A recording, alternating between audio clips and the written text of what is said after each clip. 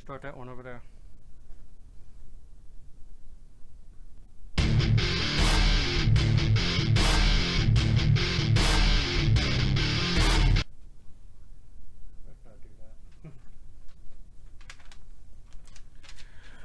Alrighty, good evening everybody. I'm Gavin Kelly. Under the right of me is my lovely Paula Purcell, which is my bride-to-be, June 23rd, 2018. Good afternoon, everybody. Or Afternoon? Good God. You're a little late there. Anyway, welcome to another exciting show here on the Phantasmic Journey podcast, brought to you by our friendly folks at Tascam, keeping your creativity alive. Tonight, we will be joined by Zachary Lyons, which is the creator of the EDi and the EDi Plus. I believe this is the only device. It's a 3-in-1 device, which is the EDi, and the EDi Plus, I believe, is the first 5-in-1 device out on the market. So that's going to be kind of cool to talk to him about that. Later this evening, we will be talking to a published author, Greg Pollit. Is it Pollit or Pollit? Pollit, I believe. Pollit. Greg Pollit. And he's going to go ahead and discuss with us stories about his new book. But anyway, go ahead and grab that cup of coffee and sit back and enjoy the Phantasmic Journey podcast.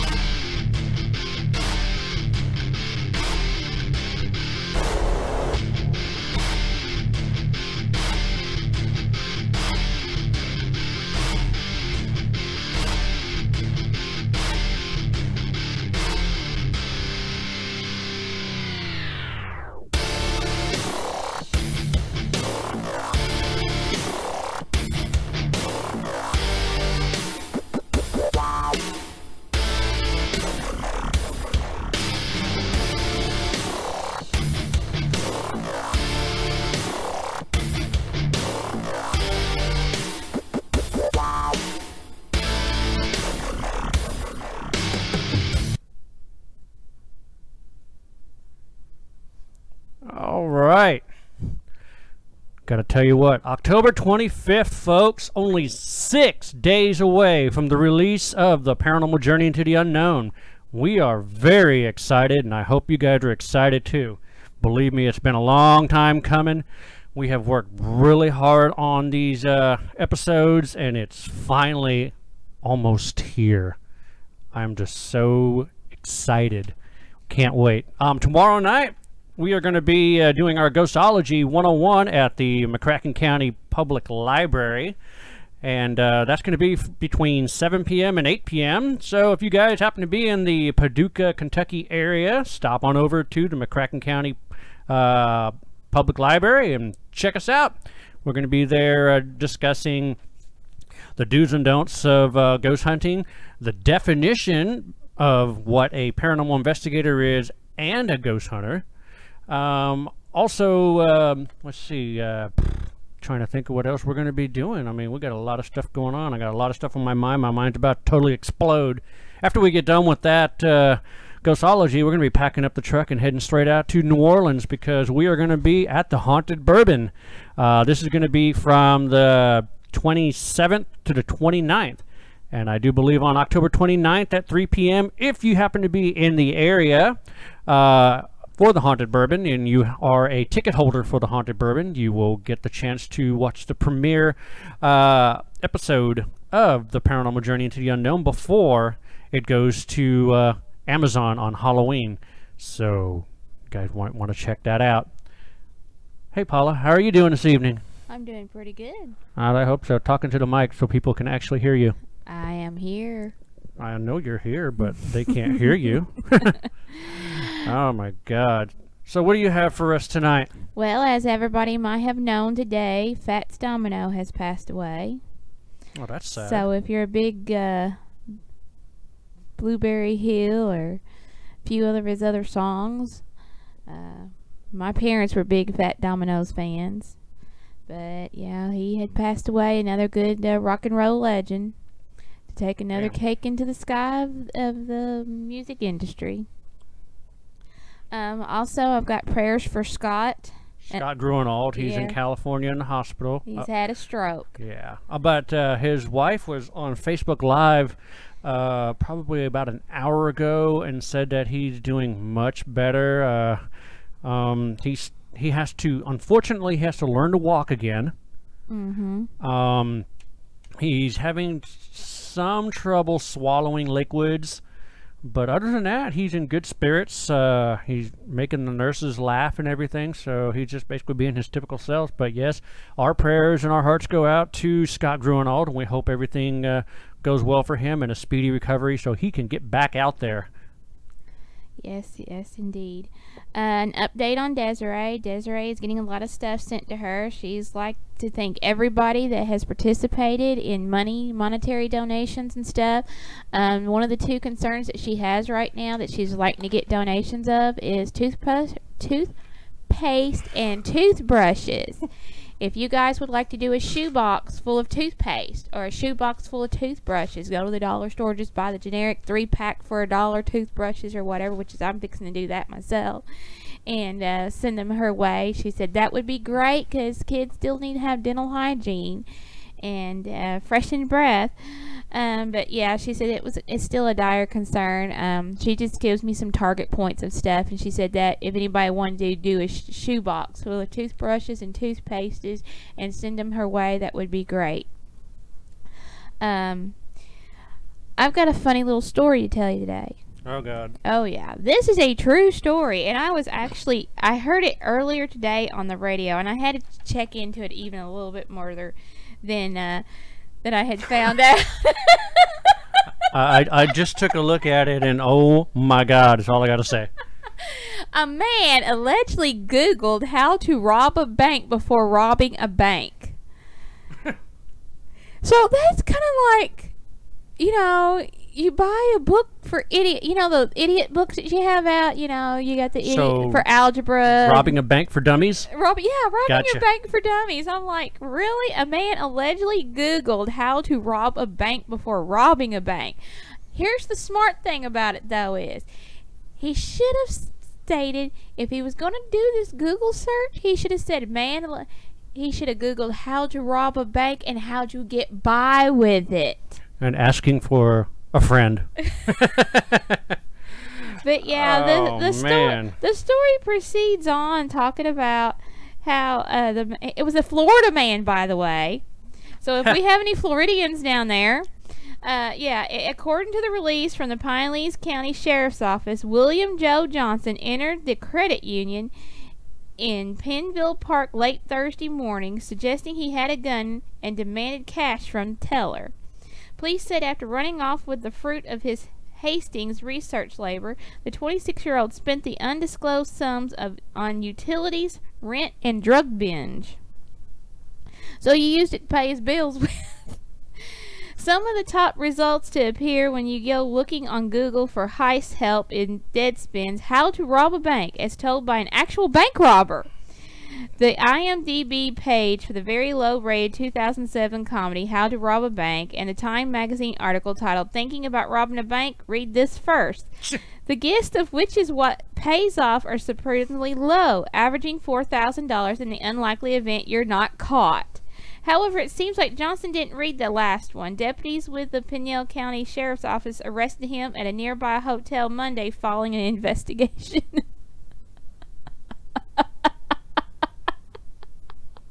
That's some funny crap right there. Yes, that is. That's pretty bad. That is really bad. Oh, my God. Google for Wow. The weird things people, whew, damn, I think I had too much Mountain Dew to drink. The weird things people Google on Google. That's just weird and bizarre. Oh, yeah. So, oh my God. Huh. Oh, yeah. What other crazy stuff you got? Well, it's not necessarily crazy, but we have an important person in history. Today's birthday. So, you always ask that question, if there was one person or two people or three people in history you would like to meet, or that is dead or alive, who would be one of your people that you would love to meet? Elvis. You would love to meet Elvis. Hell yeah! I'd love to meet Elvis. Who else? Dead or alive? Dead or alive. You're coming with me. Oh, wrong movie. Oh, gosh. I don't know. I don't know. Elvis. Elvis? That's my... Just Elvis? Just Elvis. I would love to meet Elvis and show off that I can sing like him. Well, I have authors and painters in my agenda. What, you want to meet Van Gogh or something? Actually, Pablo Picasso. Who the heck's that? He's an artist. Oh. Today is his birthday, and he was born in 1881, so do the math. Happy birthday, Pablo. Yeah, Pablo was the greatest, most influenced artist in the 20th century, and was born in Spain. Oh, okay. So, yeah, his father was also a professor of drawing. Oh, cool. So, he was a second generation. His first exhibit was done at the age of 13. He had his first exhibit. Oh, wow. So, and he actually quit art school to design his own flaws of art because he got tired of the basic stick figures of basic art, and he had up-challenged his life into, you know, what Picasso is and what we see as in Picasso. Good Lord. I used to draw stick figures. I was pretty good at stick figures. You know, he comprised over 50,000 drawings and paintings. Stick figures? Not stick figures. Oh. Engraving, sculptures. He even did ceramics. I mean... Ceramics? Yes. Huh. He applied knowledge of art not just on the canvas, but he also did statues, and he did sculptures. He did engravings into wood. He did all kinds of things. He was a very well-rounded artist, and he is one of those that, you know, he goes up there to Michelangelo and all those different artists in that line of work. But yes, I think I would enjoy meeting Pablo Picasso and talk about the little art designs that he has come up and how he thinks as a mind person. Because me, I think outside the box sometimes, and I know he thinks out of the box. That's how he would end up being a very enthusiastic artist. Huh. And I think me and him would get along. Well, there you go. I'd have to freshen up on my Spanish because it's been a while, but I wouldn't mind doing a Mi hablo Picasso. Wow. The only Spanish I know is tacos, burritos, enchilada, quesadilla. Yeah. That's all I know. Not really good at that stuff. Not really good at that stuff, huh? No. Gosh, man. It's been crazy. I cannot believe this is our 7th podcast show, and I think they're going pretty good. Check out our new picture back here. Perfect time for Halloween. It's the haunted house that I designed a long time ago for a matte painting contest, and I'm sure you've probably seen this picture all over the web, but yeah, that's my haunted house I actually did. We had a contest where we took one of the buildings that came from Disney, and what our job was is we were supposed to go ahead and take this very picture, which was actually shot in the daytime, make it nighttime, and turn it into a haunted house. And that's basically what I did, and this image has been passed around for years on the internet, so it's kind of cool. I like it. Of course, we have a Tahoe in here, which used to be the vehicle we had, but it's gone. So this is a remembrance of the Tahoe. Yeah. Oh my goodness. But you know, once again, talking about the haunted bourbon, it's going to be in New Orleans. It's going to be from October 27th through the 29th. There's a lot of guests going to be there. Let's see. Can you pull up all the people that are going to be there? Because I don't really know off the top of my head. I know Jay Lynch is going to be there. Jay and Teresa Lynch. Richard Rose is going to be there. Sasha's there. We're there. I don't know who else is all there. I mean, there's a lot of folks going to this. And believe it or not, this is the first ever Paracon in New Orleans. So hopefully this is going to be a trend to have more Paracons as many years come. Well, just look at the picture. The picture shows everybody that's going to be there. Like, I'm going to remember all the You should be able to. Oh. See? I can't. Okay. All right. Well, I think I named a lot of them. Oh, let's see. Is Scotty on there? Scotty Rourke? Yeah, Scotty Rourke's on here. Okay, Scotty's on there. Let me see the picture again. I can't see. Well, I was going to bring down the lower part of it because it's bigger. Let's see. I'm going to look at this picture here. Let's see. We got... Let's see if I can do this. Hey, there you go. We got Lord Chaz. Oh, yeah, we got Lord Chaz. Is that... We got Scott Temperman. Yep. Tina Rowland. Who? Tina Ronan. Okay. Scotty Rourke. Jay and Tree. We got our buddies Kevin and Randy from Deep South Paranormal going to be there. That's going to be cool. Yeah, it's going to be really cool. All proceeds of the Haunted Bourbon goes to the NOPD District 18, I believe it is. So this is really a cool event, and it's for a great cause. So we're hoping to hand over a fat check to the NOPD District 18 by the time the event is over. So y'all head on out there, man. This is actually making history. The first ever Paracon for New Orleans. And besides that, we're actually going to play the first episode. We're going to get a red carpet premiere of the St. Albans Sanatorium episode. And we're going to play that on October 29th at 3 p.m. So you need to get on out there and check it out. And then, of course, once again, new original series, Paranormal Journey into the Unknown, comes out October 31st. So I can't wait. This is going to be exciting. Believe it or not, I will let you guys know this. Amazon did screw up, and they did release it, but I caught it. However, 70 people already watched it, and the reviews that I've gotten from it, the messages that I've gotten from it, are just totally blowing my mind. A lot of people really liked the episode. They only got to watch the first one. They didn't really get a chance to jump into the other three, but still. And most of them said they're going to watch it again when it gets released on October 31st. So I'm just I'm stoked. This is awesome. I didn't think we were going to have such a huge turnout on this, but it looks like it's going to be a really good show up for Amazon. So, ain't that right? Yes, it is. All right, so let's go ahead and get Zachary on the phone here, and so we can talk about the EDi and the EDi Plus. You know what that is, right? Yes, I know what the EDi is. It's our little blue box. Yeah, but our little blue box is the MF1. We have the very first one before it turned to an EDi. I don't even know where ours is at the moment. Oh, man. Let's see. Where is my mouse? I done lost the mouse. Here we go. Make a call. I'm going to go ahead and give him a shout here. So give me a moment. We're going to get him on the phone. All right.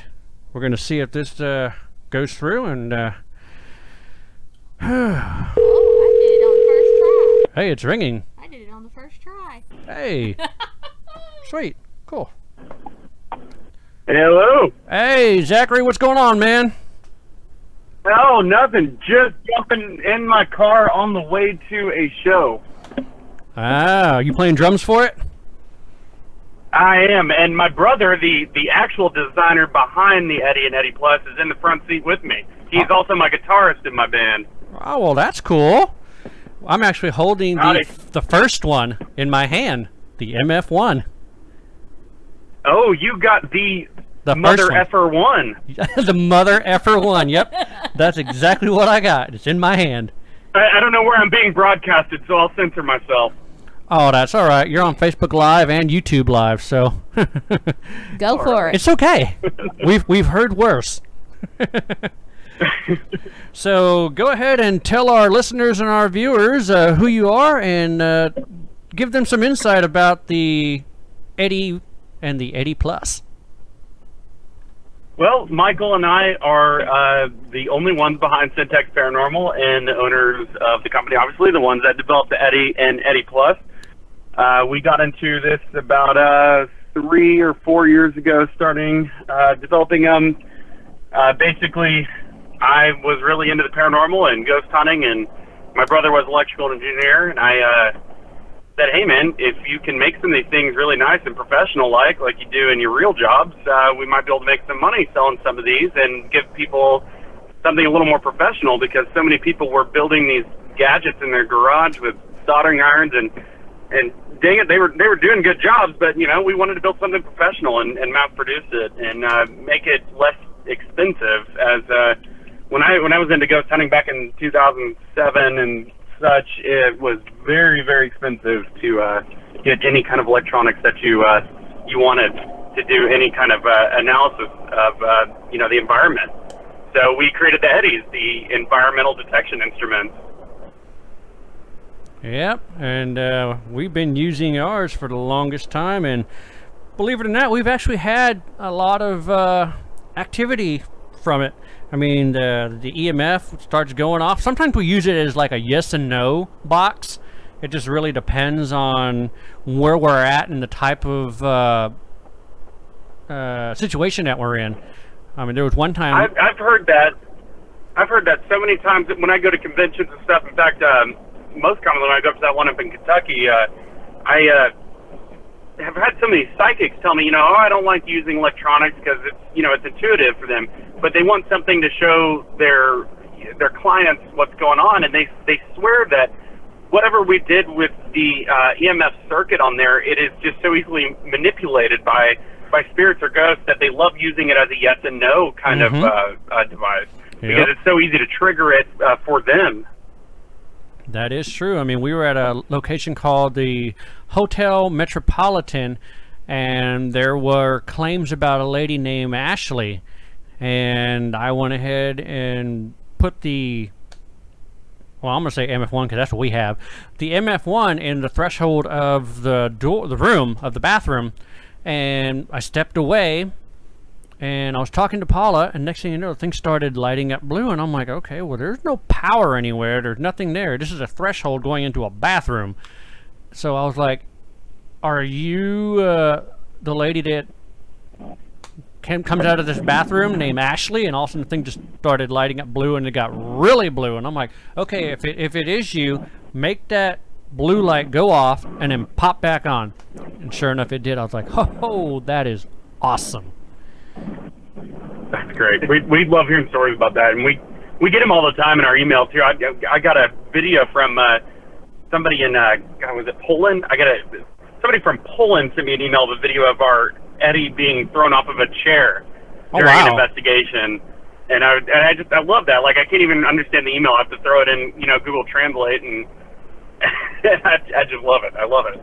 Yeah, it's pretty cool. One thing that I really like is I believe we were at Old South Pittsburgh Hospital, and I put it down, and we were far enough away from it where we wouldn't be able to you know, manipulate it by using the geophone, but all of a sudden we could see the little geophone lights start ticking on there, and I'm like, ooh, something is coming up to it. So that was see, cool. If you had the EDi Plus, you could have recorded that data and been able to analyze it. Yeah, exactly. Oh, check it. Yeah, exactly. That's the next one that we want to get on our list, so that way we can actually put an SD card in it, so it can actually you know, record our data, so we can see what's going on with it. Yeah, that's something that... Well, unfortunately, we've been sold out for about 2 months now because of the popularity of the new EDi Plus has been wonderful. But you know, whenever you see me say it's back in stock, when I do on Facebook, hit me up, and I, you know, maybe get you a little bit of a friendly friend discount. That'd be cool. Yeah, we definitely want to go ahead and get it, because I mean, that's just one thing that I've always been looking into. Whenever when I actually tried to make devices, I wanted to come up with a way to data log. I wanted to have a way that we could actually monitor it and keep a record of it. So you can keep a record of your temperature, the movement from the geophone, and pressure and all that stuff. I've been actually and the Plus does it all. We actually just got I was hit up by one of the electrical engineers and technicians on Nick Groff's show a few months ago. They were going in and filming that was a paranormal lockdown, and I believe her name is Elizabeth, was the electrical engineer that hit me up, and she asked for a couple devices for Nick's show, and I said, absolutely. And I said, hey, by the way, we've been trying to push this, but we've got data logging, and we've got this program that's free that comes with it that you can, extrapolate all the data. That would be great for a television show because you can actually show the viewers the change in the environment around you. Right. And she goes, absolutely, that's why we sought you out. Like, that's what we're focusing on this season is data logging. And I think the first episode doesn't come out till January, so we'll see if they actually use it. But that's exactly what this is for. It's more the MS1 is a wonderful device. It's really good for getting that instant feedback, but the EDi Plus is really good for getting down into the science of it and seeing how the environment changes around you when something paranormal happens. Right. Yeah, I know who you're talking about. You're talking about Elizabeth Saint. Yes, Elizabeth Saint. There we go. Yeah, we are actually going to have her on the show sometime in December. We're going to have her and Nick Groff on the show. Oh, no kidding. You should add me on, just so I could be there. But just so I can ask them if they're using my device, because, I gave them a few free ones. Yeah. Well, I can go ahead and ask. Oh, I'm kidding. I can go ahead and ask her, because I talk to her periodically here and there. She's been Oh, please don't. I'm joking. But don't make me sound that desperate now. But she'd been having me get in contact with her electrical engineer, so that's something that I'm looking to look forward to. So we'll be talking more about those devices that she used in Ghost of Shepherdstown. So that's what we're actually looking to talk about on the show as well. And then of course we're going to be starting later on. Either we're going to start it in December or January. I'm not really sure what it's going to be, but we're going to start having investigators of the week, and I believe our first investigator is going to be Nick Groff. So we're going to have him on the show, and we're gonna drill him with questions. I would love to ask some questions that I don't think I can ask publicly. Okay. Oh man. But I tell you what, I've seen this bad boy, this EDi. I don't mean that in a bad way, Nick Groff. If you're listening to this, don't mean that in a bad way. One thing I noticed is that my other buddies are using the EDi in their TV show as well. Which one's that? Haunted Towns, Tennessee Race Chasers. Oh yeah, absolutely. I believe I have a mouse pad that I use that is theirs of the Tennessee Race Chasers that I bought at a convention a couple of years ago. I saw them use it a couple of years ago, but I didn't know they were still using our equipment. Yeah, they're using. I've seen it in a couple episodes of Haunted Towns. So, they're a great group of guys. Next year we're supposed to be doing I don't know if it's really going to be a quote-unquote episode, but they will be investigating with us at Old South Pittsburgh Hospital next year, so that's going to be kind of cool. Well, can you fly me out and I'll join? Do you have that in your budget? Where are you at anyway? You're in Texas? I am in Austin, Texas, and in fact, if you hear me curse, it's because I'm driving through downtown Austin, Texas right now as we speak. Oh, wow. Well, how far are you from JP? JP's in Houston, so we're about an hour and a half away. We've done a couple investigations together at the Hallettsville jail. Mm-hmm. For the most part, we've been Facebook friends, even though we were only 100 miles apart. But wow. Yeah, we're looking to get back out to Texas sometime next year.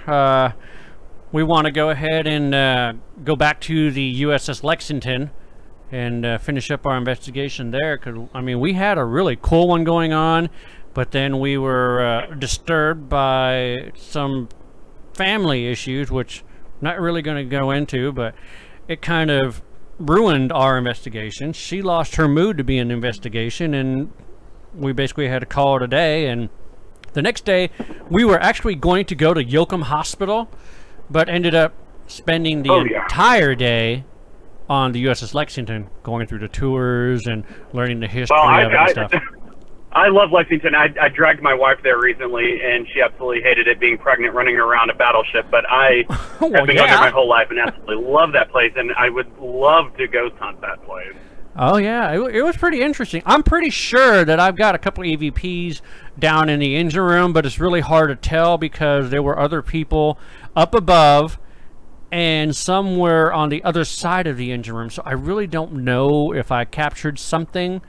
I know Brad Kling was there with some of his Everyday Paranormal guys, and I know one of the guys. Yeah, I know they do public, they do events there, I think. Yeah. Like all the time. Oh, yeah, yeah. Usually in February or something like that.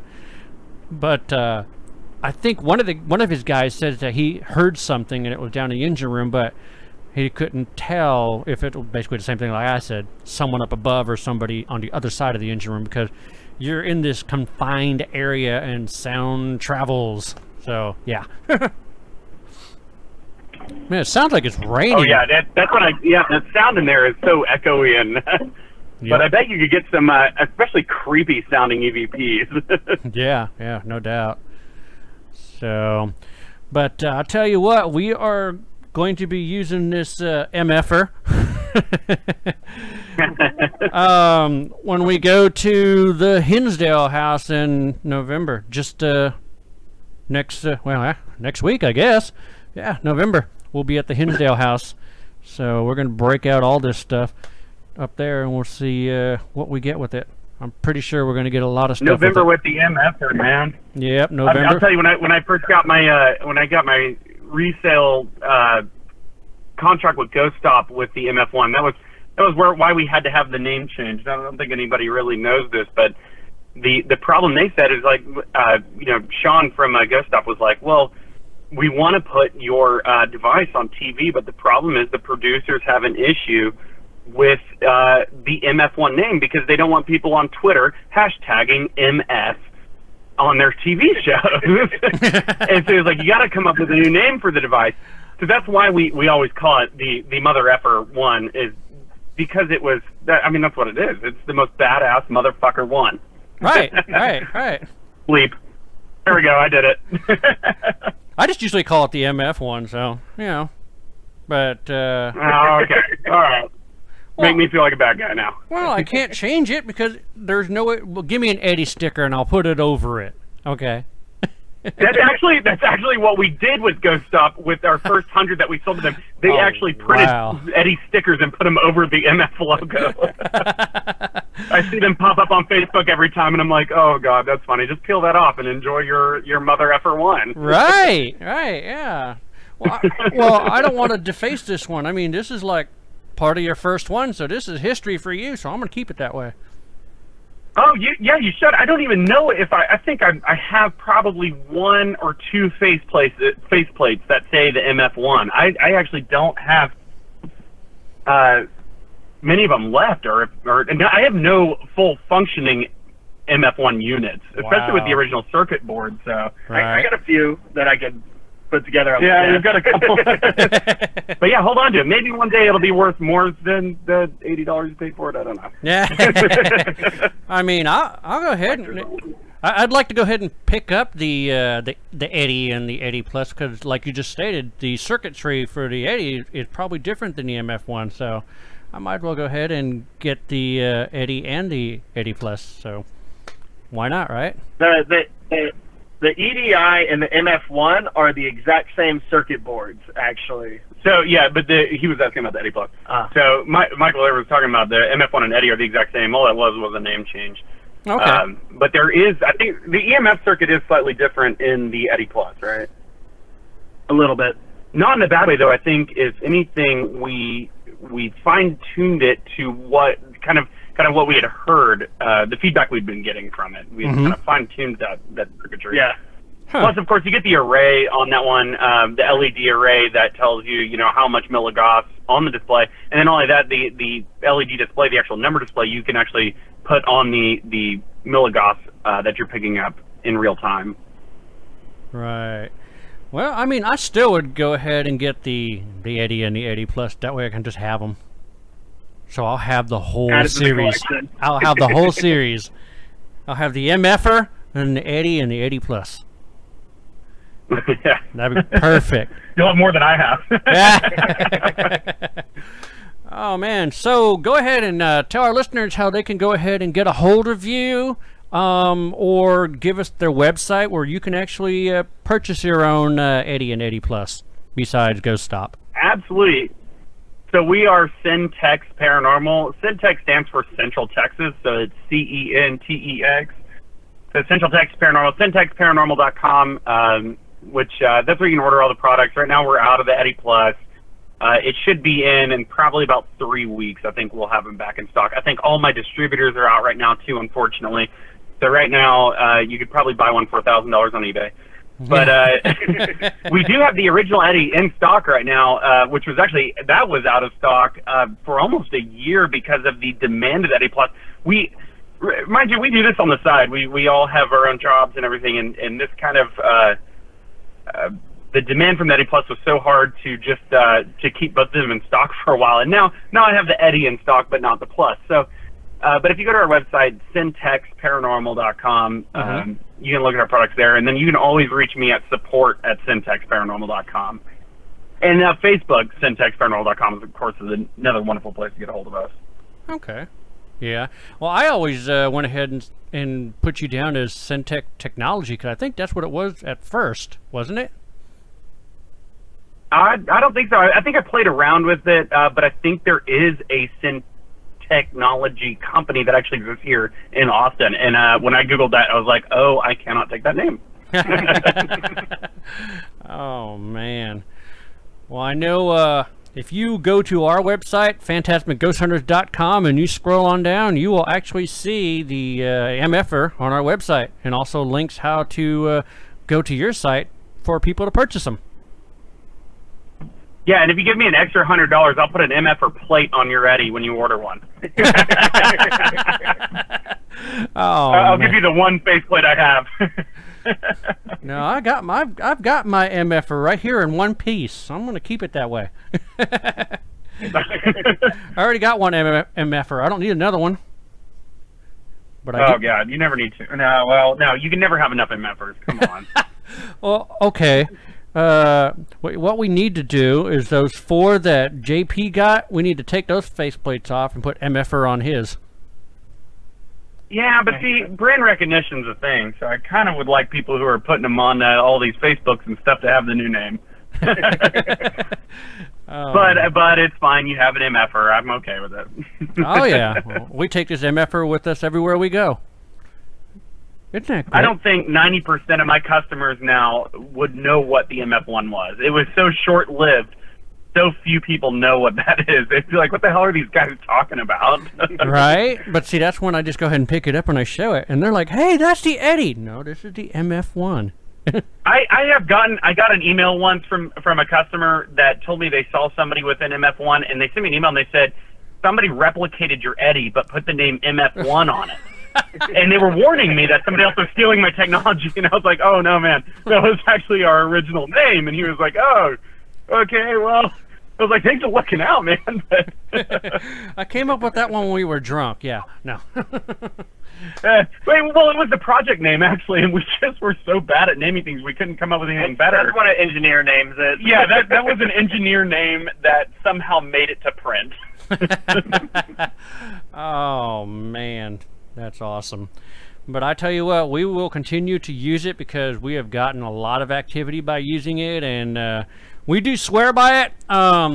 We show it off at our conventions, our Paracons, and of course, you know, people actually see us using this on our Facebook Lives when we're setting up base camp, while we're doing a baseline sweep. This is usually what we use for our baseline sweep because I'm able to get temperature as well as EMF at the same time. So I'm like, hey, this is pretty cool.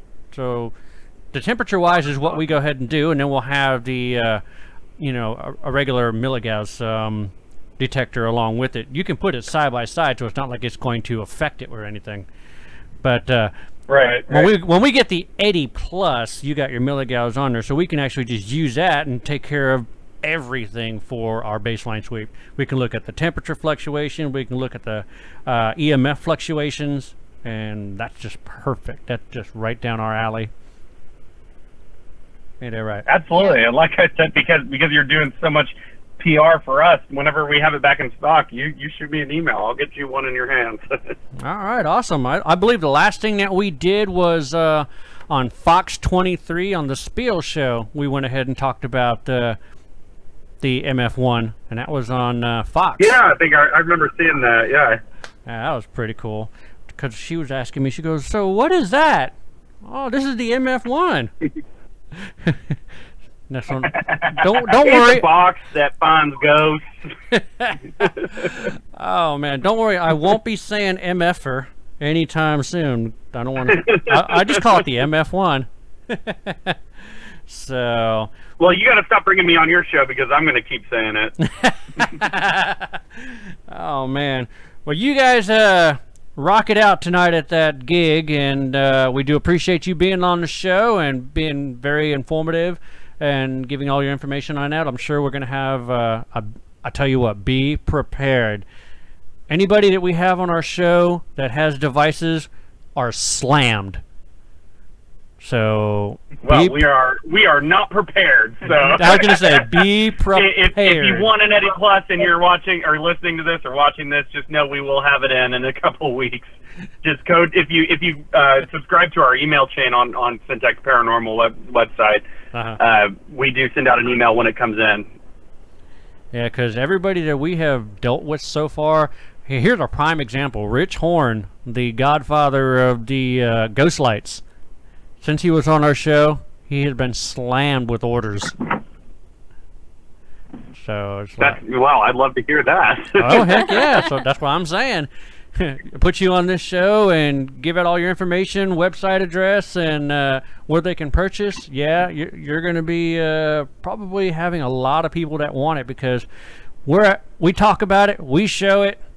You came on the show, you talked about how it works and why you came up with the idea. So, yep, right there is some good PR, good advertising, and be prepared. Absolutely. Alrighty, Gavin. Well, we got to head out because I got to start setting up now. So all right, man. Talk to you later. Thanks for having me on. Hey, not a problem. You guys have a good evening. Thank you. All right. Bye. Well, there you go, folks. Zachary Lyons, the creator of the EDi and the EDi Plus. Of course, his brother was next to him, so we got two of them that actually created it. But like I stated, the EDi is a 3-in-1 device, and basically what it does is, as you can see right here, we have temperature. Underneath is EMF, and down on the bottom is your geophone. So this is the 3-in-1, and as we've been talking and describing, this is the MFer one. So this is like the first ones, but now it's called the EDi, and the EDi Plus basically has, you know, say like if you're going to do a baseline sweep of a location, you'll have your temperature, but the EMFs on the EDi just lights up. It doesn't really give you a milligauss count or a reading. On the EDi Plus, you actually have a readout screen for milligauss. So you got your temperature, so you can look at temperature fluctuations, and you also have your EMF fluctuations as well as your geophone, and you're able to record that data and look at it at a later time through possibly a spreadsheet. So you can see you have this like baseline of maybe 0.2 milligauss throughout the whole location. Temperature maybe 65.4 degrees. Then of course you start your investigation. The temperature is of course going to drop due to it being cold, but if you start getting a different milligauss from 0.2, anything higher like 1 point something, well then you're going to have to kind of investigate and figure out what is making that jump that high. When you did your first initial walkthrough on baseline sweeping, you only had 0.2. So I believe it's a really cool, ingenious idea, and I'm pretty glad that the guys came up with it. What do you think? I don't know. What do you mean you don't know? Have you not been paying attention? No. Oh, okay. You're in your own little world over there? Yeah. Oh, okay. She's in her own little world, folks.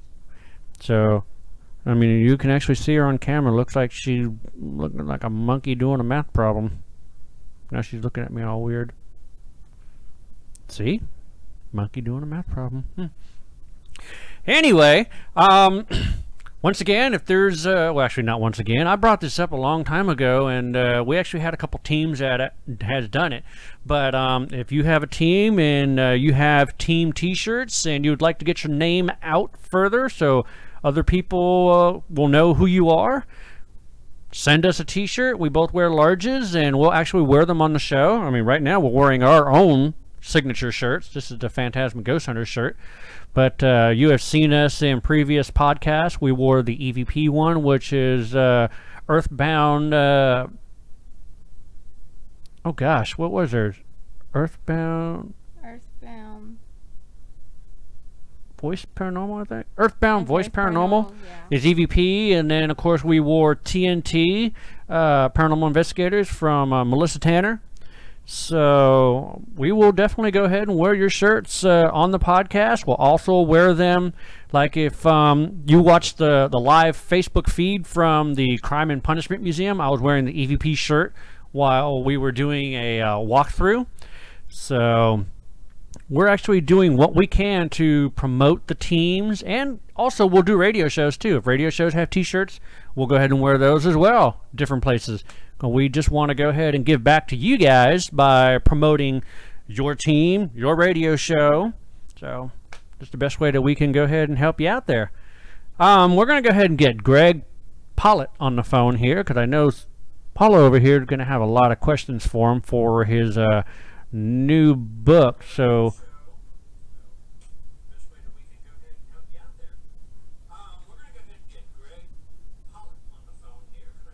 where's that coming from?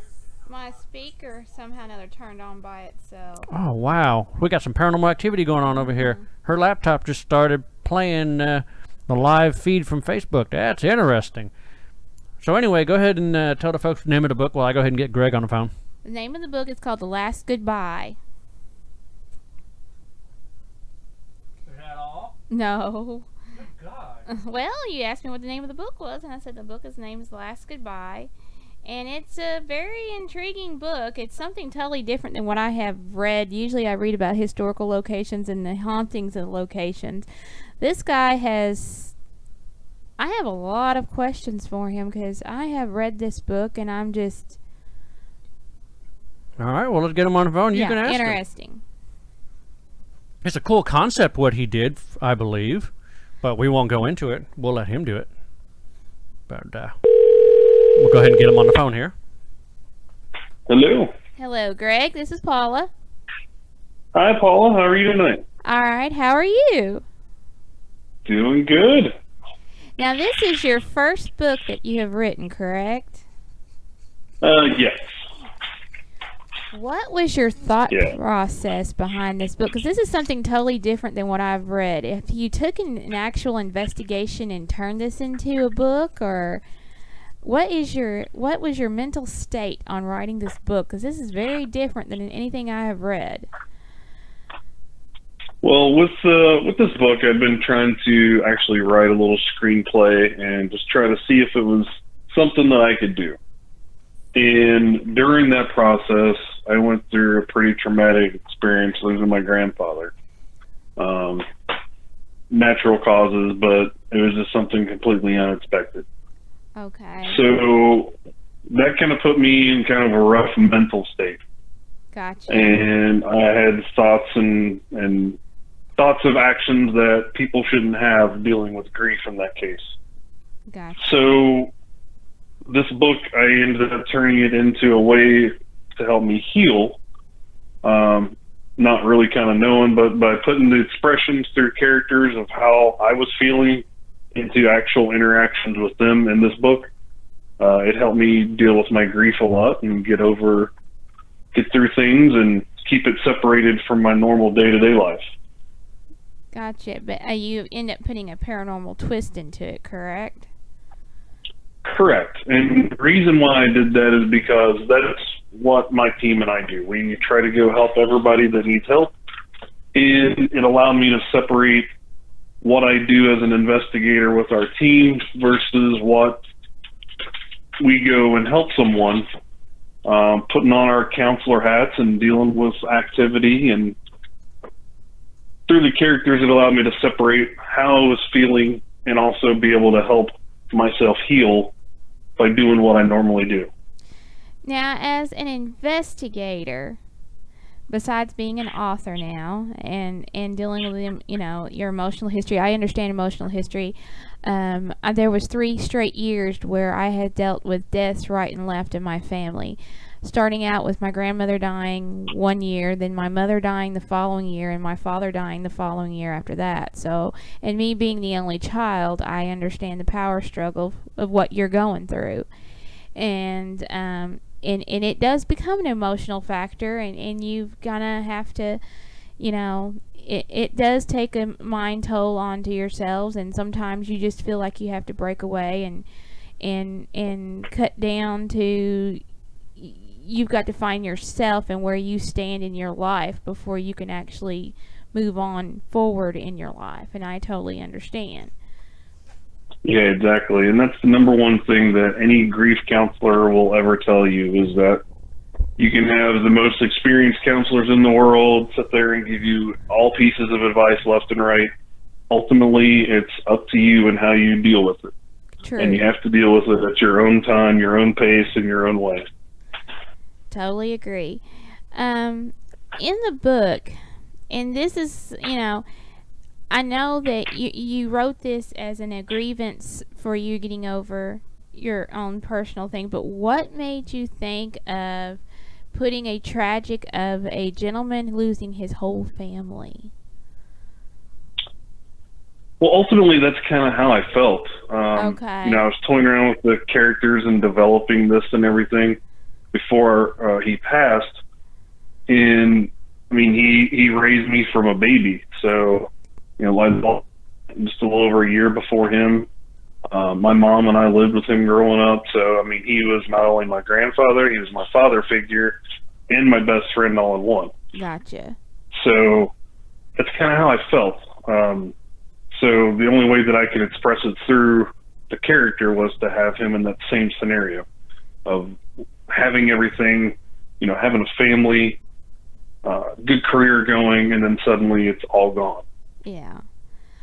Okay. I know when you brought the investigating team in, and now it shows how the lead, I guess, investigator, I guess his name was is it Richard or Josh, the lead investigator? In our team, it's me and Garrett Browning. Okay. Those are our primary investigators. Okay.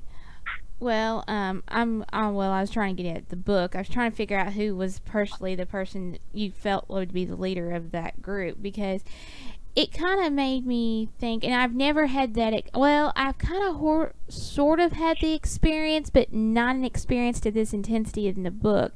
Have you ever had dealt with having personal closure or interruption in an investigating case, like this group had to come in and help David? Have you, as a group, had to have not this dramatic, but similar to where, was it a loved one that was interfering with their lives and causing them to, you know, was it something in their personal that caused their paranormal activity in their home or in their lives? The closest that we had is we did have an investigation that this kind of pulled from a client who had lost some of his family members. It wasn't as admonished as the book is for, you know, the book purposes. Yeah. But he had lost some family members, and he was kind of going through the same similar thing, and stuff was happening at his home. Luckily, we were there to help deal with, you know, answering those questions. And ultimately, in the end, things calmed down. We were able to help, you know, his family member move on. And, you know, that's a real big feeling when you get helping somebody do that. Another experience kind of similar to that, we had a ovula session where we gotten information back from it of a person who was in the military at a residence, and he had passed and didn't realize he had gone. We have actually a little video on YouTube of that investigation that our client asked us to put up for her. And that was a really emotional experience, is getting some answers back from this gentleman, realizing he was in the military. He had no family around, you know, kind of a loner after the military, the Vietnam War. So helping him move on was kind of cool and very emotional. Gotcha. Are you planning to write any more books besides this one? I do have some kind of writings in the works in the development process. Working on a new book to deal with kind of resurrection and near-death experiences. A little theory paper that we kind of come up with. So I'm working on that a little bit, so may get that out soon. And I'm also working on another investigation case that we actually did from a location here in Ohio that was very, very active. We're going to try to tell the story of our investigation there and what all happened during and after, and how it affected us all. That'd be very interesting. How long have you been into the paranormal world and being an investigator? I've been investigating since right around 2002, but I've been involved in the paranormal pretty much my whole life. I had experiences as a kid at home. Just some odd new things happening, nothing too traumatic or anything of that nature, but a lot of unexplained things that when I went to local church leaders and different other churches trying to get answers, no one had an answer for. Gotcha. And when I was in high school, the internet was just starting to come around, so I personally didn't have access to it unless I was at school. So a lot of my research started with going to libraries and getting whatever book I could find on the subjects. And then later on, when I moved to Cincinnati in 2002, that's kind of when I started my first investigation. What was your experience that that made you get into the paranormal? Is it something that you can talk about? The big thing that made me started questioning it was probably an experience I had with my grandfather, actually, in Kentucky. My mother was staying up in Vanderbilt, Kentucky, with my great aunt, helping take care of her. She was elderly at the time, and we were coming back from visiting them. And on our way back, we're on a backcountry road, and we had to stop and use the bathroom. So my grandfather pulls up into this little cemetery off the side of the road. As we're turning in, the headlights on the vehicle shine, and we see a person standing up in the cemetery. And they turn and look at us and shit, you know, just kind of nod their head and raise their arm to wave a little bit. So my grandpa said, well, I think I can make it. I don't want to get out here and pee here, so let's just go on home. So we go home, and about 2 weeks later, I'm running four-wheelers with my neighbor, and we come down, ironically having to do the same thing, and pull in there to go take a whiz. And I see the same person wearing the same clothes, and this is in the middle of the day. Oh, wow. Standing there overlooking a grave. So that kind of puzzled me. I'm like, this is kind of weird, you know, and I said to the guys, like, hey, just walk around in here with me for a few minutes. So we started on the far side of the cemetery and walked our way over to where the person was standing, just going to casually walk past, you know, and say hello. And it turned out it was a statue of Jesus. So that was pretty predominantly what the hell just happened. Yeah, no kidding. Huh. So that really made me scratch my head, and at that point, you know, I'm like 15, 16 years old when that happened, and I went home and told my grandfather about it. I was like, hey, remember when we stopped at the cemetery? That wasn't a person there. He's like, what do you mean? I said, the person that waved at us, that was a statue of Jesus. And that's the one and only time I've ever seen that man without a word to say. We'd always talk about anything. And he was pale and would not talk about that after that. Wow. Well, one thing I always, we talk to, you know, investigators and people that actually got into the paranormal, is like when they actually see their first entity, ghost, spirit, are they solid when they see it? Because usually they're translucent, they're gray, they're a shadow. I've had a lot of people actually tell us that, yeah, they were solid. Now I'm thinking to myself going, how can it be solid? And how can it have actual skin color as well? Have you have any idea about that? The only thing that I can kind of explain on that in my thought process is the amount of energy that entity or spirit has. Mm-hmm. Just think about investigating. Why do most investigators go into a location at night? Well, number one, it's usually for the ease of access. You know, when homeowners or business owners let us into the place. Right.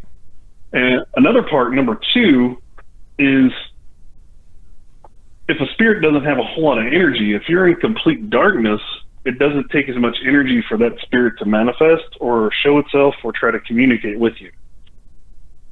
So if it's kind of weak but strong enough to get your attention, mm-hmm. it doesn't have to be the brightest light bulb in the place to light up the whole place, but it's got to be bright enough for you to see. So when those full-on manifestations happen, mm-hmm. that'd be the perfect recipe for that to happen. So they have to have enough energy, whatever else it may be involved, for that to happen. I don't know, but I think energy is the biggest key. Huh. Because we had one person tell us a story that he was sitting in his car waiting for his mom, and all of a sudden there was a rap on the window, and there was an old man and an old woman standing there. And he like looked down and rolled down the window, and when he looked back up, they were gone. Got out of his car and he's like, well, he was the only car in the parking lot. Didn't see anybody from the whole distance of the parking lot. And he said they were phenomenal. They were clear and solid, and they looked like a regular couple, an old man and an old woman. You remember that story, dear? Mm-hmm. And I was just like, what? So, yeah, I mean, every time we see an apparition, it's either translucent, you can see through it, it's a shadow, but I'm waiting to see one that is completely solid. And that kind of brings me to another thing. There was a picture that was taken. Now, I don't know what your thoughts are on this. We're still trying to figure this one out. But it was at the Speakeasy in Hartford City, Indiana. And somebody captured a photo of a woman that is standing near the doorway, but close proximity of a window. Now, the reason why I'm bringing this up is whatever this was blocking the light from the window. And first thing that came to my mind was it was a real person. Right. There has to be something physical there to block that mass of light filtering through. Exactly. Now, if the spirit is quote-unquote solid, do you think it can block light as well? Absolutely. It can not only block light, but it can block you. We have an excellent picture from one of the investigations I'm actually writing about mm-hmm. In Morrow, Ohio. It's a time-lapse photo. It's in black and white, and it took 3 seconds to take the picture. Okay.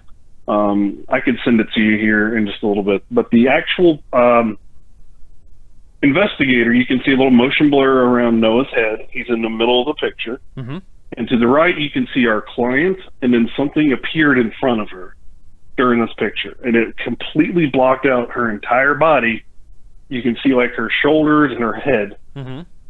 And that's about all you can see of our client.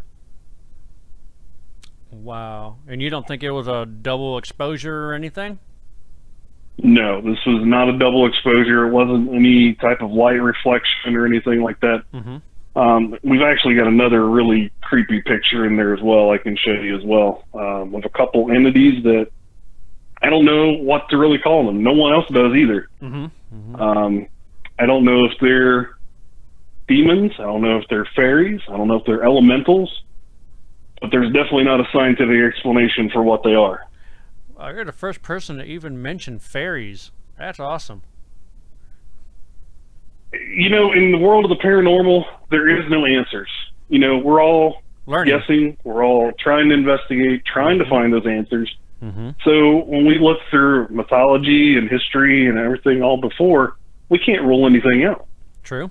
There's thousands of stories from ancient times of fairies and trolls. So until there's absolute proof that they didn't exist, Mm-hmm. That's you know, we can't rule it out. That's true. I mean, we're going to be heading to Hinsdale in November, and I was told by 2 psychics that we need to be very careful in the Hinsdale house because A, there's a demon, there's a witch, and a shapeshifter. Nice. Yeah, I'm just like, oh, wait, a what? A shapeshifter? I've only seen shapeshifters in Supernatural, the TV show. Now they're actually Right. real? Are you serious? Are gimps real too? Dear God. Well, I know if you go back into, you know, Native American culture, you know, they believed in shamanism and shapeshifters, that, you know, they had that Skinwalkers. ability to transform from Yep. wolf to man to whatever beast. So, Mm-hmm. you know, once again, we don't have any proof that they don't exist, but I'm still waiting to see. Yeah, exactly. I mean, there's just a lot of things out there. And it's just really bizarre that throughout this year, I don't know if you noticed this, but more weird things are coming out this year. It just blows my mind. There really weren't any, well, not that many demonic cases. There's a rarity of demonic cases. I think there was like only 5 that were really documented by the doctrines over at the Vatican. Now all of a sudden you've got these demonic cases popping up here and there and all over the place, where you're bringing in the priest or doing exorcisms, and it's like, wow, what the heck is happening this year? And besides that, there's a lot of death that's been going on this year. A lot of stars and Well, that's actors. not just past year before last too. It wasn't quite that bad though. This year is just really bad. December was horrible. It would seem like we was losing one on a daily basis in December of last year. Well, that's true. That is true. But I mean, have you seen that too? I mean, it's like the paranormal has just totally exploded this year due to different and crazy experiences and activity happening all over the place. It's just unbelievable. Yeah, it's all this time of year, and I'm sure you guys have seen it as well. Everything always tends to get more dramatic, more active, Mm-hmm. and I think it's because people are actually just paying more attention to it. You know, there's not as much daylight, so people are being at home and their lights are on longer or off longer. You know, settling down a little more. Mm-hmm. So I think activity is really being noticed more because of that reason. But, you know, with the way in the world, you know, not speaking scientifically or religiously or politically, but, you know, our culture and the entire world, there's been a huge shift, you know, from wars and uprisings and all kinds of stuff going on. You know, if you start thinking a little more on the religious aspect and the political aspect, the veil could be thinning. Look at just the countless lives that have been lost from ISIS. Right. You know, slaughtering innocent people. You know, that type of impact, you know, like a car battery, for example. You know, if it has a certain charge and then suddenly you overcharge it, it's going to explode. Right. Right. So if we look at the paranormal veil between our universe and that universe, something's got to be going on because of that. You know, there's massive loss of life going on. Yep. Why wouldn't there be an increase of activity? Exactly. It's just really weird that it's happening, you know, like Paula stated, it started mostly in December of last year, and it's been carrying through this whole year. So, we only got, what, 2 months, and it is December. Yeah, it is. Right. Like, gee whiz. We have more Christmas trees and everything up because I work in retail. So we had Christmas coming in September at our store. Nothing like that Christmas in July, huh? Right. So, Yeah, the store next to my work has got it in I think just at the beginning of August, and they started putting it out in mid-August. Oh, September, wow. they've been set with Christmas stuff already. That's crazy.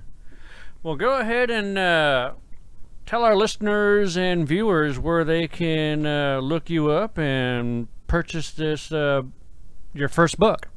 How can they get in touch with you? They can find us on Facebook at Paranormal Nights Investigation Team Ohio. You can also look up our group page for the Paranormal and Supernatural University. I'm sorry, I said that backwards. Supernatural and Paranormal University. You can shoot us an email at paranormal_nights.com. You can buy the book at customlifestyledesigns.com or on Amazon. All right, awesome. Are you going to be going to any conventions and promoting your book, or are you going to be any like local bookstores and stuff? Because potentially, I haven't got anything set up yet, but it's all self-published. It's not through any big publisher or anything where they usually handle those type of things.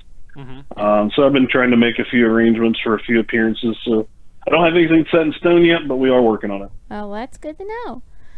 Well, keep us updated and let us know, and we might throw a shout out for you if you're going to be somewhere in an area that people need to know where you're at. Sounds good. I appreciate it, and I'll drop a link to those videos in the Facebook page so that people can take a look at those pictures. Awesome. That'll work. All right. Well, we enjoyed having you on the show. Very informative, and look forward to people wanting to go ahead and buy your first book. So that'll be perfect for you. Hope you. Alrighty. Well, thank you. I appreciate it. Hey, not a problem. Glad to have you on the show.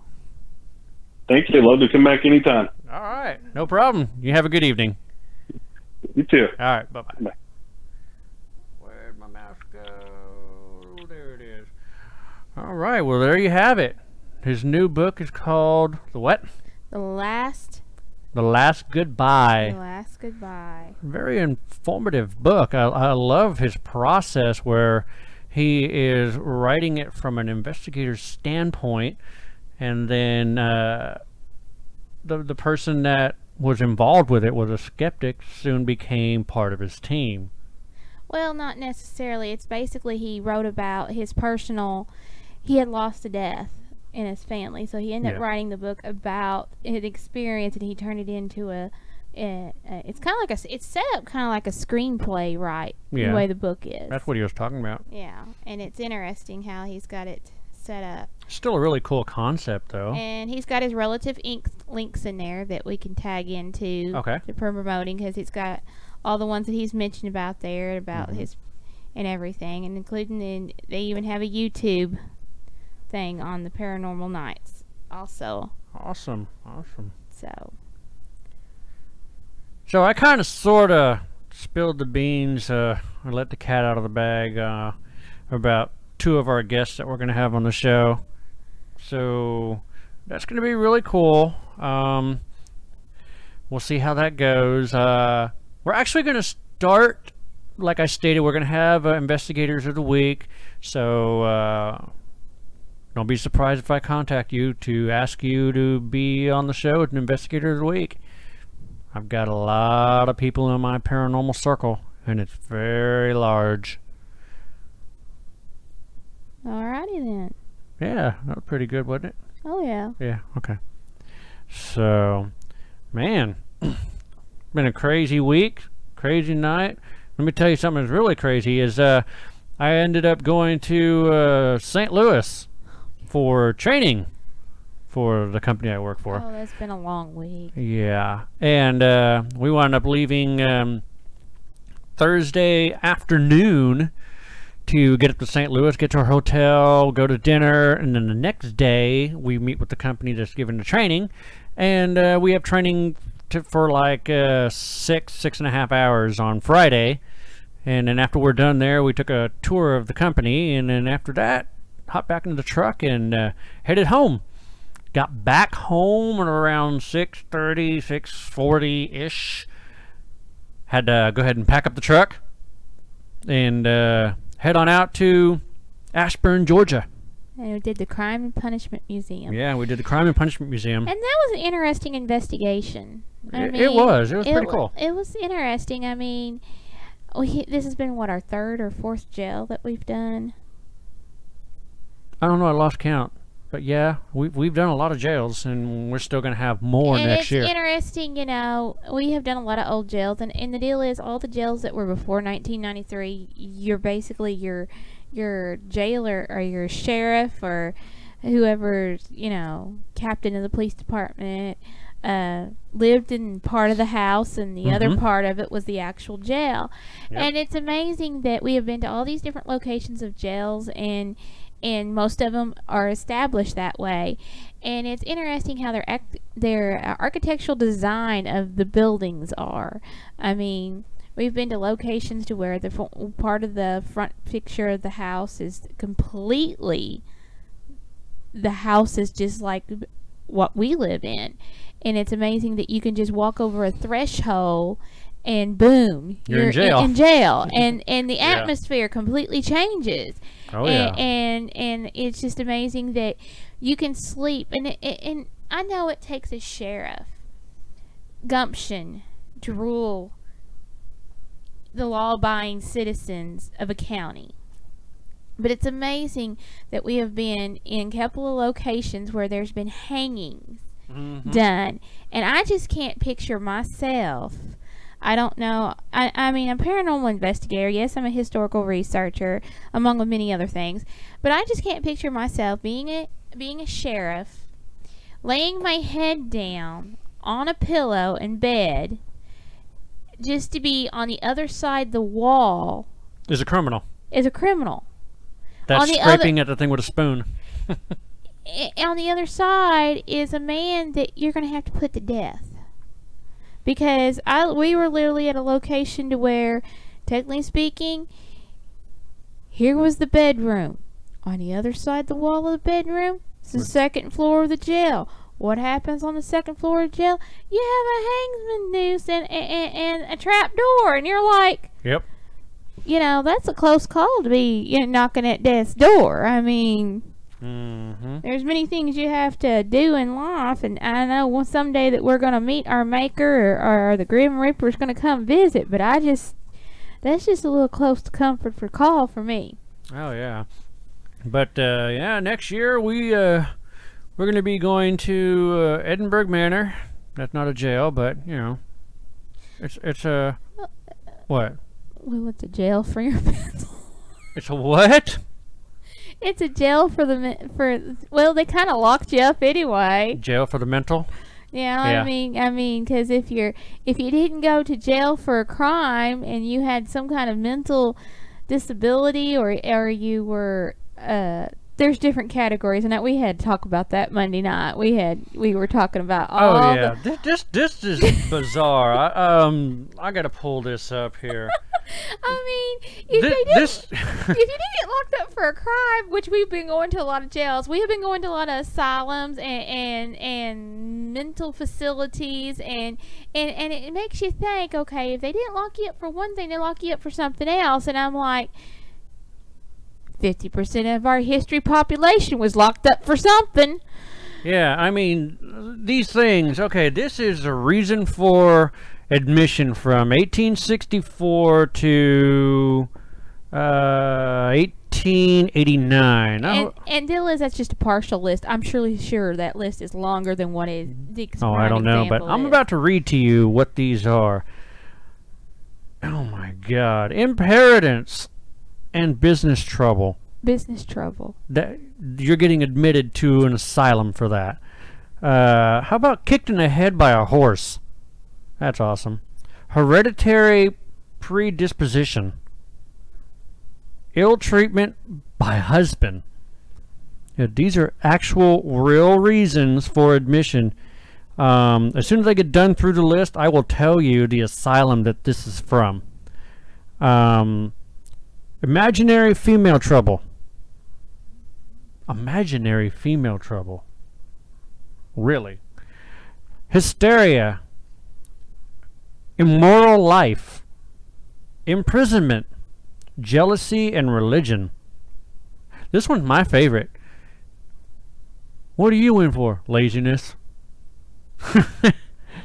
That's crazy. Laziness. Marriage of a son. That's a good reason to get yourself admitted to an asylum. Interesting. You know, since this is an uncensored show, you already heard about the MFer. Well, I'm just going to go all in a line on this one. But Lord. masturbation and syphilis.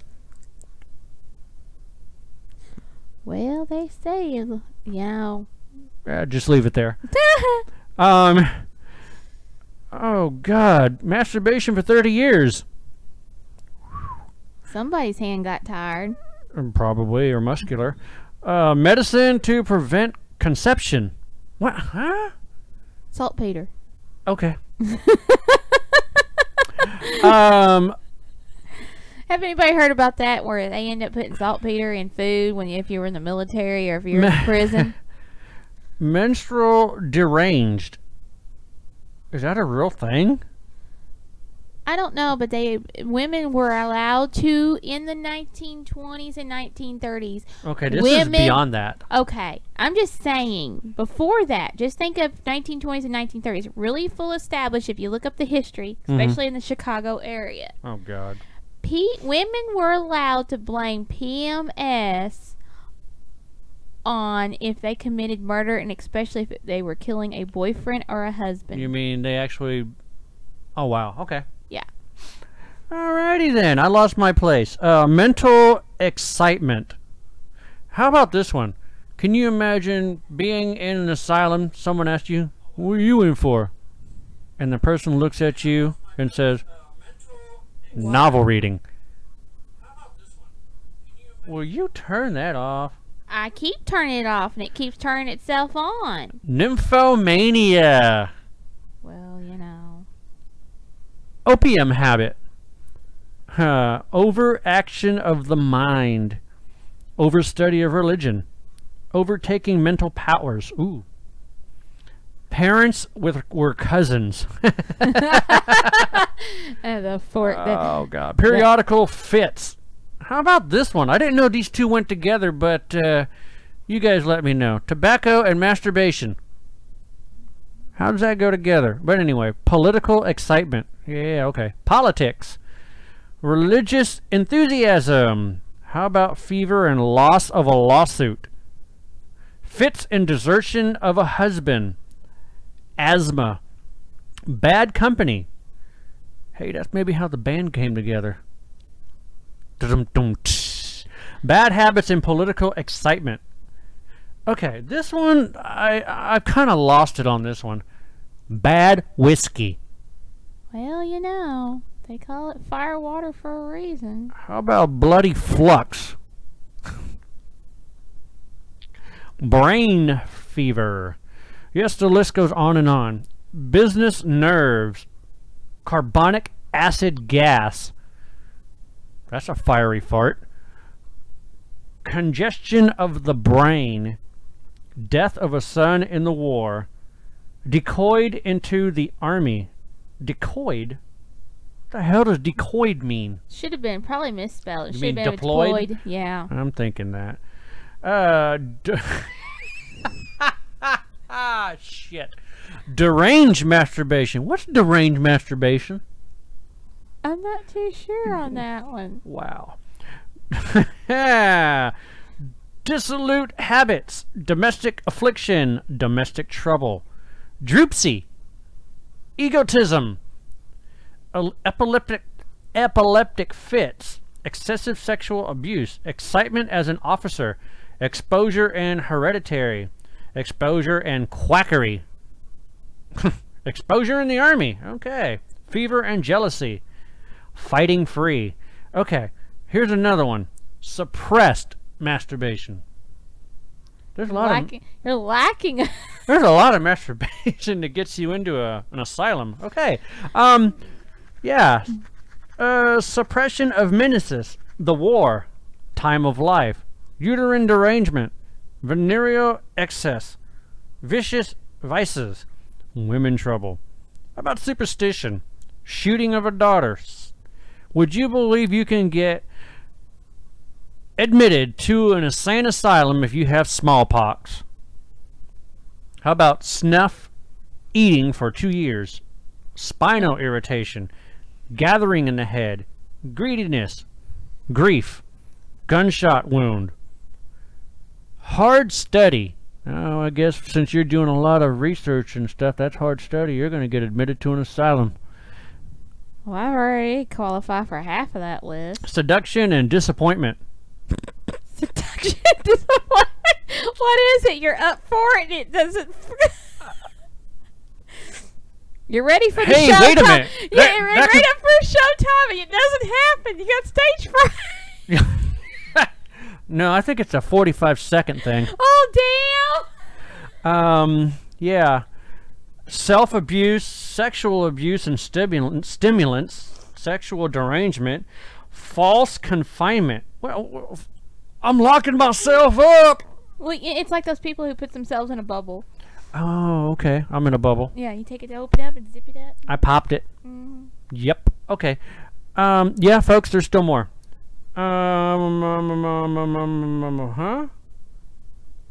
Feebleness of intellect. How about... Okay, the first one I read, you got kicked in the head by a horse. How about fell from a horse in a war? Oh. I fell on my ass because the horse kicked me off. Well, we're going to admit you. Anyway, female disease and a dissipation of nerves. The reason for admission from 1864 to 1889 will get you into the Trans-Allegheny Lunatic Asylum.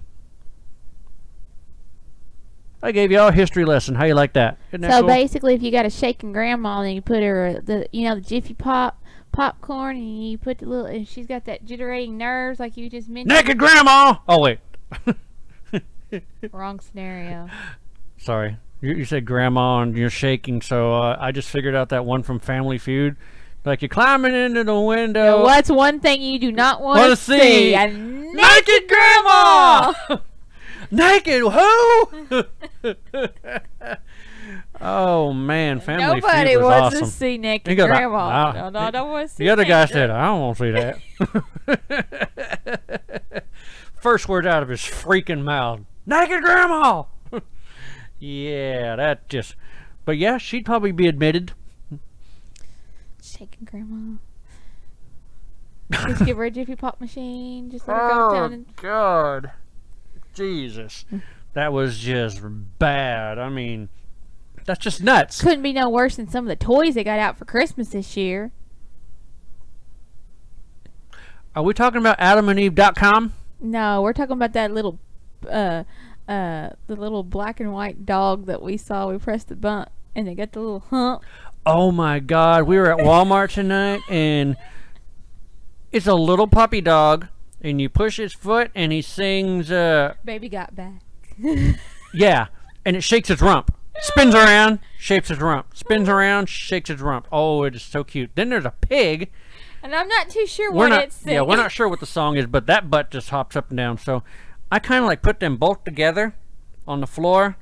She walked away, and then I fired them both up. Dog spins. The pig just sits there and bounces his butt. I don't know. It doesn't make any sense. Got a spinning dog and a humping pig. Yeah, that's it. Yeah, that pig was humping air. I don't know. That was kind of weird, though. Oh, I know what you're doing. Every time you click on the video, it pops on with the volume. Stop doing that. Or turn your volume off on your laptop. I did turn my volume off on my laptop.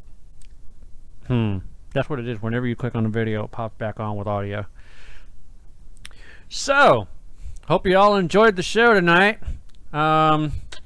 It's about almost 10:30, so we're going to go ahead and call it a night. I got to go ahead and get a bunch of stuff ready for our Ghostology tomorrow over at the McCracken County Public Library. We're going to be there from 7 p.m. to 8 p.m. And we're going to be up on the second floor in the big, huge conference room. So if you guys are in the area and want to come on out and listen to us talk about Ghostology 101, you're more than welcome to come out. It's free admission. This is our way of giving back to the community. And we would love to have you there. Right? Yes. Yes. All right. And of course, when we get done there, we're going to be heading out to New Orleans. So if you guys are in the area of New Orleans, come on out and pick up a ticket for the Haunted Bourbon. It's going to be going on from the 27th to the 29th. On the 29th, we're actually doing a red carpet screening of the St. Albans Sanatorium, which is our first episode of the Paranormal Journey into the Unknown, and you can actually watch it there before it gets aired on Amazon as a new original series, October 31st. But with that in mind, you guys have yourself a great evening and keep ghosting, and we will talk to you all next Wednesday. And I'm not going to tell you who the guests are. You'll just have to go to my Facebook page and see who they are. Have a good night, everybody.